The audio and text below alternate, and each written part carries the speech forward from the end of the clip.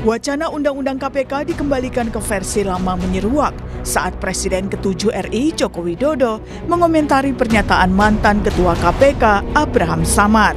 Jokowi bilang dia setuju jika Undang-Undang KPK yang direvisi di masa kepemimpinannya dikembalikan ke versi lama. Tak hanya itu, Jokowi juga menekankan tidak pernah menandatangani undang-undang yang merupakan inisiatif DPR tersebut. KPK dikembalikan seperti sebelum direvisi, seperti apa Pak tanggapannya? Ya, saya setuju, bagus. Karena itu dulu inisiatif DPR loh, jangan keliru ya, inisiatif DPR. Tanggapannya bahwa itu direvisi waktu kepemerintahannya Pak Jokowi itu seperti apa? Ya memang saat itu atas inisiatif DPR direvisi, tapi saya nggak tanda tangan. Sebelumnya mantan Ketua KPK Abraham Samad bilang, dalam pertemuan dengan Presiden Prabowo akhir Januari lalu, dia sempat ditanya soal kenapa KPK terlihat lemah saat ini. Abraham menyebut revisi Undang-Undang KPK tahun 2019 lah yang menjadi penyebab. Apa yang menyebabkan KPK menjadi lemah sekarang? Karena Undang-Undang KPK itu direvisi tahun 2019 yang tadinya ketika itu dia menjadi lembaga independen di undang-undang baru, dia tiba-tiba menjadi lembaga yang berada di rumpun eksekutif. Bawah eksekutif ya. Dan ini kita sudah menyalahi UNCIC, padahal kita sudah ratifikasi. Kenapa saya bilang kita sudah mengingkari kesepakatan UNCIC? Karena di dalam UNCIC itu disyaratkan bahwa lembaga anti korupsi itu harus independen. Soal dikembalikannya Undang-Undang KPK ini pun ditanggapi oleh Wakil Ketua KPK Johanis Tanak. Dalam keterangan tertulisnya dia bilang apanya yang mau dikembalikan. Undang-undang itu bukan yang bisa dipinjam setelah selesai dipakai dikembalikan kembali. KPK adalah lembaga negara yang diberi tugas untuk melaksanakan pencegahan dan pemberantasan tipikor, bukan membuat undang-undang. Sekarang ini, KPK bekerja berdasarkan Undang-Undang KPK yang lama dan baru. Dengan Undang-Undang yang baru, status hukum pegawai KPK menjadi jelas sebagai ASN. Kalau mau KPK bekerja independen tanpa ikut campur lembaga lain, perubahan Undang-Undang KPK hanya terkait keberadaan KPK ditempatkan dalam rumpun yudikatif. Jadi lembaga yang berada di dalam rumpun yudikatif terdiri dari MA dan KPK. Baik MA maupun KPK, masing-masing lembaga tersebut berdiri sendiri. MA berdiri sendiri dalam rumpun yudikatif, begitu juga KPK berdiri sendiri dalam rumpun yudikatif. Tanggapan juga datang dari Sekjen PDI Perjuangan Hasto Kristianto. Dia setuju jika Undang-Undang KPK dikembalikan ke versi lama, selama penyidik KPK terdiri dari kalangan independen. Bagaimana KPK menjalankan fungsi-fungsi yang sifatnya sangat khusus di dalam pemberantasan korupsi, misalnya masalah kejahatan perpajakan, kemudian illegal logging yang menciptakan kerusakan lingkungan, illegal fishing, kemudian berbagai giant corruption, itu yang harus difokuskan untuk KPK. Sehingga PDI Perjuangan juga mendorong adanya suatu penyidik yang sifatnya independen. Tetapi untuk proses-proses check and balances, peran dari jaksa penuntut umum, dari Kejaksaan Agung, itu tetap digunakan sebagai check and balances. Lalu, apakah tepat jika Undang-Undang KPK dikembalikan ke versi lama atau revisi apa saja yang diperlukan? Tim Liputan, Kompas TV. Wacana Undang-Undang Komisi Pemberantasan Korupsi atau KPK dikembalikan ke versi lama muncul saat Presiden ke-7 RI Joko Widodo mengomentari pernyataan mantan Ketua KPK Abraham Samad soal penyebab KPK tampak lemah saat ini. Benarkah revisi Undang-Undang KPK tahun 2019 lalu yang jadi penyebab? Lalu poin-poin apa saja yang patut dikembalikan jika undang-undang ini akan direvisi lagi? Kita akan diskusikan ini bersama Wakil Ketua KPK tahun 2015-2019, Saud Situmorang. Pak Saud, selamat pagi Pak dengan Tifal di sini. Halo Mas Tifal, selamat pagi, apa kabar? Kabar baik, terima kasih sebelumnya sudah mau bergabung bersama kami. Yang perlu kami jelaskan juga, saudara, kami telah berupaya untuk mengundang perwakilan Komisi 3 DPR RI untuk ikut bergabung dalam dialog, namun hingga kami mengudara belum ada satupun pihak yang bersedia untuk bergabung dalam diskusi. Pak Saud, Kalau Anda merasa bahwa kondisinya KPK saat ini betul gara-gara revisi Undang-Undang 2019 dan perlu dikembalikan ke versi lama atau ada hal lain? Mas Tipal, waktu itu kamu kan udah jadi jurnalis itu ya. Ya, coba kamu ingat kembali itu 26 poin yang kami sebut-sebut. Kalau Undang-Undang KPK itu dijadikan, ada 26 poin yang kita sebarkan ke media. Bukan maksudnya mencuci otak bangsa Indonesia, menjelaskan ada 26 poin pelemahan. Dan itu semua terbukti hari ini 26 poin itu.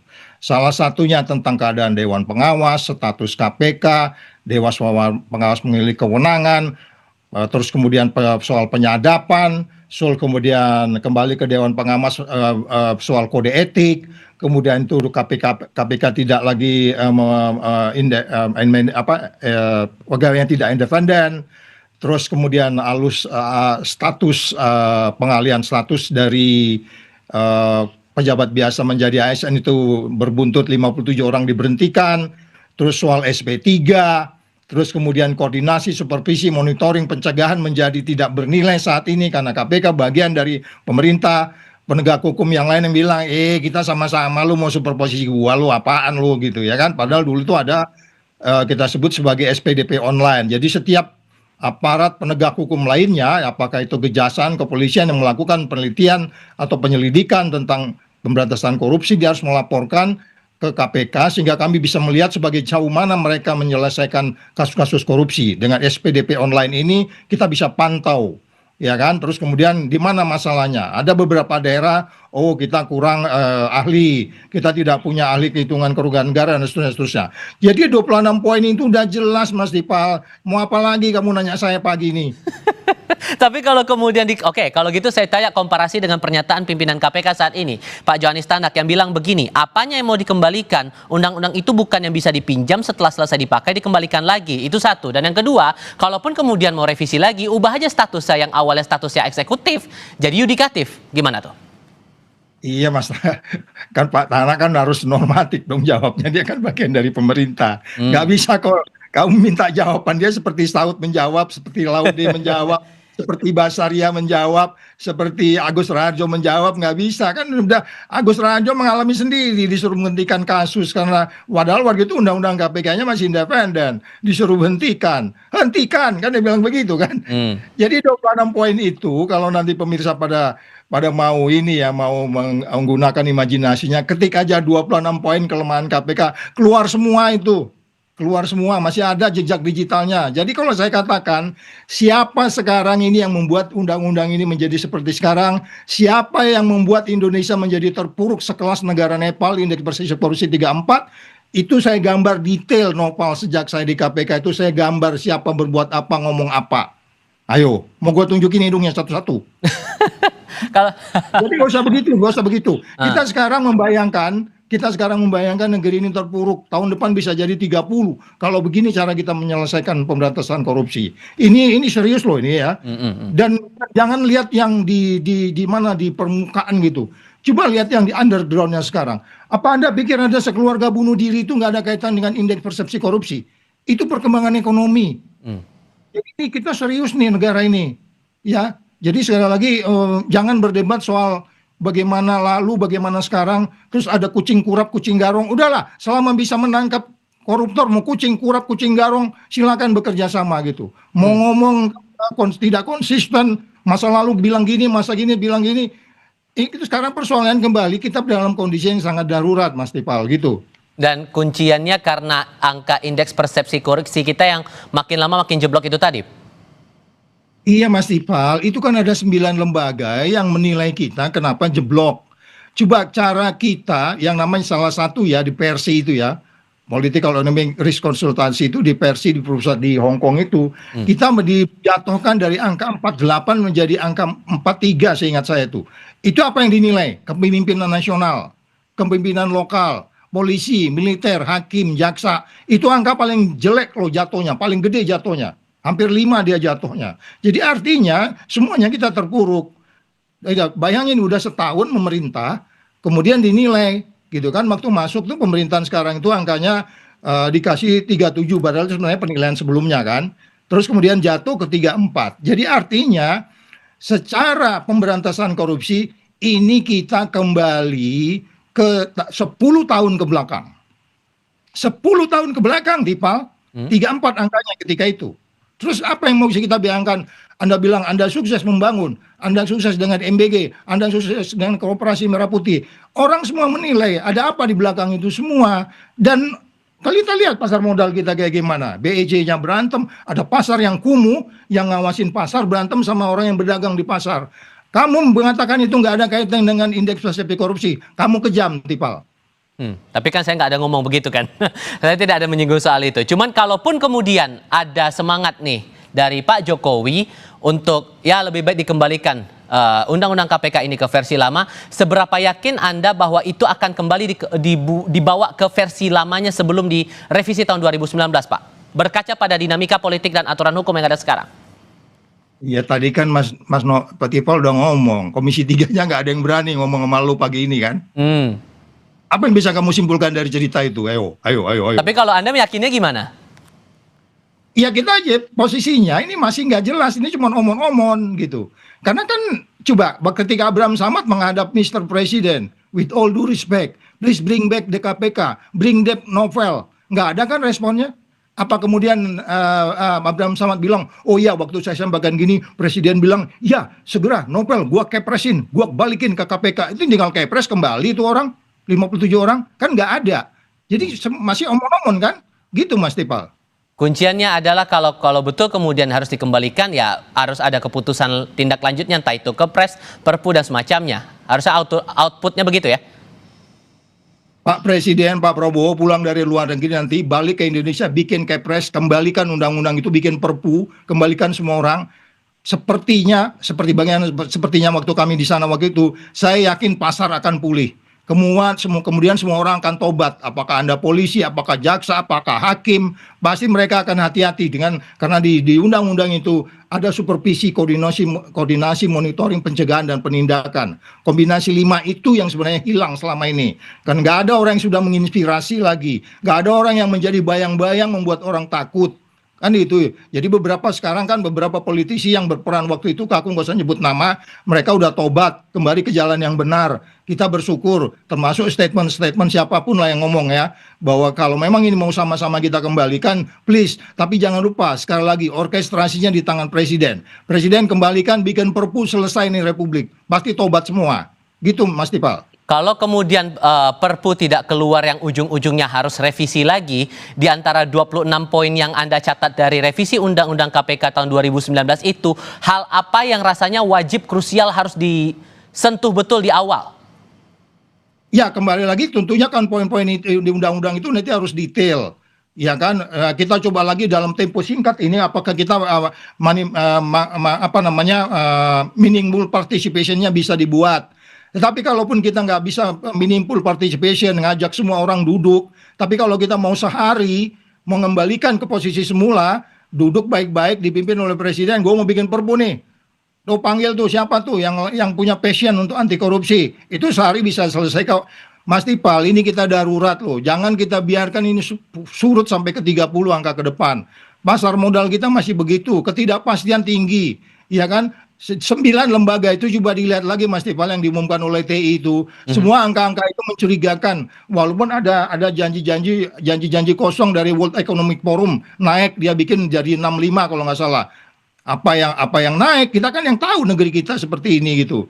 Jadi sekarang kita nggak tahu variabel World Economic Forum bisa naik, tapi yang lain stagnan dan turun Mas Tipal. Dari 9 itu 8 berarti ada yang stagnan 2, yang lainnya turun semua.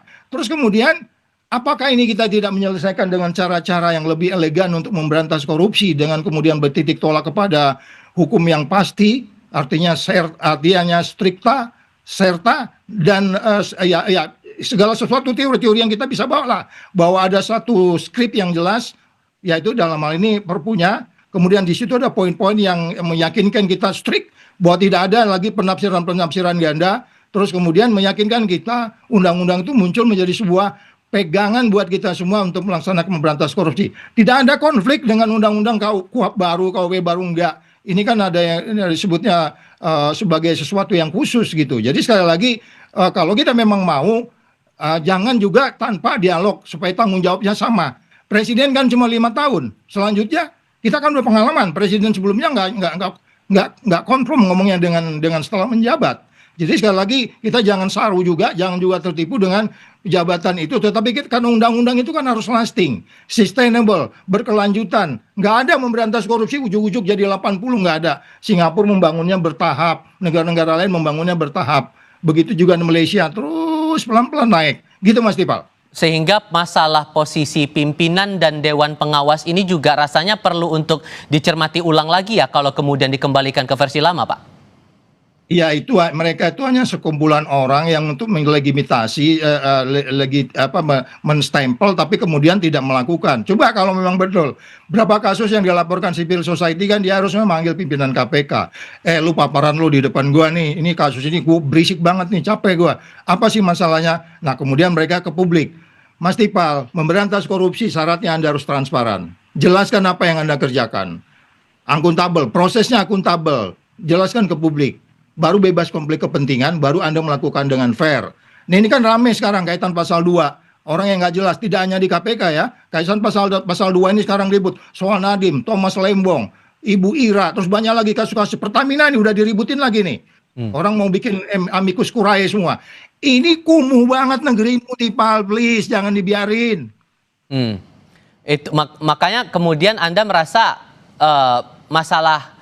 Oke, kalau kemudian itu cuma cap stempelnya saja, tapi posisi pimpinan dan Dewan Pengawas ini juga tidak bisa lagi berlaku seperti yang berlaku di Undang-Undang tahun 2019 ini. Itu nanti ditinjau ulang. Lebih bagus civil society. Mas Dipal, kamu ingat nggak saya ngomong di salah satu TV? Waktu dulu saya mulai menjabat di KPK. Gua hampir dipecat gara-gara salah ngomong di TV. Siapa yang meriksa gua? Ada 7 orang dari luar, 1 orang dari dalam. Gua diadilin di situ. Sejak itu gua mikir, waduh, ini memang benar harus kita nih memikir bahwa Tuhan memperhatikan gua 24 jam nih. Jadi orang hati-hati gitu. Dewas itu posisinya hanya sangat berbeda dengan pengawas internal yang pernah ada waktu itu. Pengawas internal yang ada waktu itu dia tidak aja dikatakan hanya kayak pemadam kebakaran. Mereka proaktif. Saud pergi kemana, dia ngomong apa, dia ketemu siapa, kapan, di mana. Dilihat. Sudah itu kemudian iya, benar dia pergi ke sini, bicaranya ini. Makanya Anda nggak bisa main badminton tiba-tiba kemana aja gitu, Tifal. Paham? Oke. Dan satu hal lagi, masalah OTT dari Undang-Undang 2019 kan mengharuskan ada koordinasi dulu dan semacamnya, membuat akhirnya birokrasi yang bikin panjang. Itu menurut Anda harus dikembalikan lagi seperti versi lamanya sebelum direvisi? Ya, jadi supaya nggak seperti ini omongannya Saudi macam bener aja manusia se-Indonesia sendirian. Orang, aku kan dipukulin juga oleh banyak orang. Kembali aja ke 26 poin itu. 26 poin itu produk kita sama-sama, bukan produk satu orang, bukan produk Basaria, bukan produk Agus, bukan produk Laude, bukan produk Alex. Itu produk tim. Ada Febri juga waktu itu di situ, Febri dan lain-lain semua yang ada konsultan juga di situ. Jadi bukan soal ini sesuatu yang datang dari wisdom saya pribadi, enggak, ini wisdom crowd dari Gedung Merah Putih ketika itu. Jadi artinya semua orang memang harus diajak untuk mengobrol supaya ketemu. Yang saya bilang tadi, kalau presiden mau bikin perpu pun ya diajak, nanti mereka datang yang benar-benar punya passion di situ, civil society. Ini loh negara kita ini begini gitu. Jadi sekali lagi apapun bentuknya nanti, baik itu dalam pengertian kontrol, standar, strategi, sistem, struktur, keahlian, itu nanti kita akan ubah. Kalau memang perlu begitu masuk, kan sekarang udah ada undang-undangnya. Sebenarnya udah putusan MK. Lo dari polisi, masuk KPK, keluar dari polisi, biar netral, kan begitu. Kan itu sudah aturannya segala macam. Supaya dia nggak merasa pernah diremut dan seterusnya. Sehingga publik percaya apa yang dikerjakan KPK saat ketika saya di sana, bahwa dia kerja memang sesuai dengan integritasnya. Ini sekarang kan semua carut-marut. Jadi ini soal kepercayaan. Coba nih, Tifal, dalam hatimu aja deh, aku nggak nanya. Berapa persen kamu percaya sama KPK saat ini? Kamu aja yang menilai, nggak usah ngomong lah ya. Karena kamu bukan kamu host. Karena tugas saya hanya melempar pertanyaan, bukan untuk menjawab. Oke, Pak Saud Situmorang, terima kasih banyak sudah berbagi perspektif bersama kami pagi ini. Sehat selalu ya Pak. Selamat pagi. Bye.